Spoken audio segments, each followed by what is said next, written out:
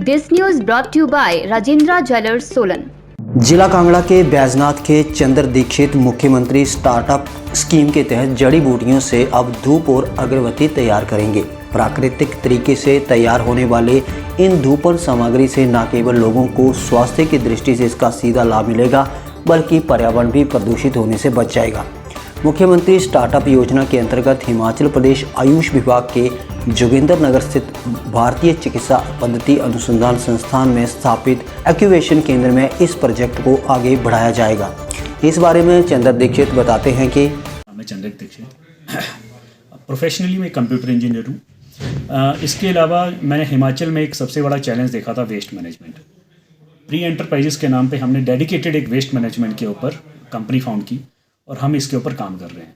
सबसे पहला प्रोजेक्ट हम डीसी कांगड़ा साहब के साथ में कर रहे हैं, जिन्होंने हमें पायस वेस्ट मैनेजमेंट का रिस्पॉन्सिबिलिटी दिया। पायस वेस्ट मैनेजमेंट के अंदर हमारे पास जो कांगड़ा के अंदर जितने भी बड़े मंदिर हैं, अगर हम बात करते हैं ज्वालाजी मंदिर की, कांगड़ा मंदिर की, बैजनाथ शिव मंदिर की, या क्या कहते हैं चामुंडा माता की, इन सब के जो फूल हैं हम कलेक्ट कर रहे हैं और ये हमारे पास रूटीन वाइज पे हमारे पास आते हैं। अब जब क्योंकि ये वेस्ट मैनेजमेंट का पार्ट है और क्योंकि इन फूलों की वजह, फूलों को हम या तो नदी में बहा देते हैं या इसको हम ज़मीन में कहीं ना कहीं दबा देते थे, क्योंकि ये भावनाओं से जुड़े हुए हैं। माता रानी का एक प्रसाद भी माना जाता था, तो इनको नदी में फेंकना या ज़मीन में दबाना, इन दोनों को ही दो कारणों से गलत था। एक तो श्रद्धा भाव से जुड़े हुए होते हैं, दूसरा क्योंकि ये जो फूल होते हैं इसके अंदर पेस्टिसाइड और इंसेक्टिसाइड होते हैं। अगर ये पानी में मिलते हैं या ये फूल जब इकट्ठा होकर के उसी पानी में सड़ जाते हैं, तो या तो उस पानी को जानवर पीते हैं या हम पीते हैं। दोनों ही कारणों में वो हमारे लिए हानिकारक है। इसलिए हम लोग इस फूलों को अब ना तो नदी नालों में फेंकने की अनुरोध करते हैं और ना ही इनको दबाने का अनुरोध करते हैं, क्योंकि ये पेस्टिसाइड इंसेक्टिसाइड किसी भी रूप में अगर हमारे शरीर में आते हैं, जानवर के शरीर में जाते हैं, चाहे पानी के रूप में या किसी जो अगर हम खेती करके उसमें कुछ लगा करके खाते हैं, तो वो कहीं ना कहीं हानिकारक होते हैं।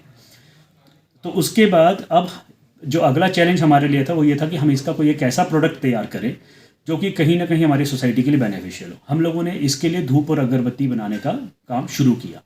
धूप और अगरबत्ती में जब हमने देखा कि हम एक नेचुरली इसको धूप या अगरबत्ती बना सकते हैं, तो हमने आयुष डिपार्टमेंट के साथ में अब हमने डिस्कस किया और हम उनसे मिलने आए हैं, ताकि हम उसके ऊपर उस धूप को नेचुरल, हर्बल और एक साइंटिफिक वे में उसको बना सकें। ताकि हम उसके अंदर कोई केमिकल ना यूज़ करके करें।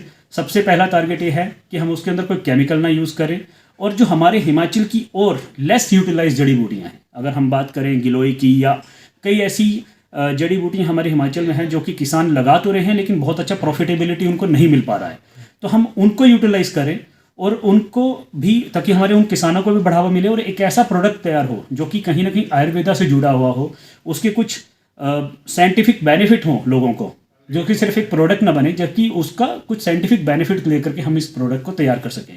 तो इसलिए हम लोगों ने आयुष डिपार्टमेंट के साथ में अनुरोध किया था और वो लोग भी हमारे साथ अब काम करने के लिए इसके लिए। हिमाचल दस्तक वेब टीवी के लिए जोगिंद्रनगर से अमित सूद।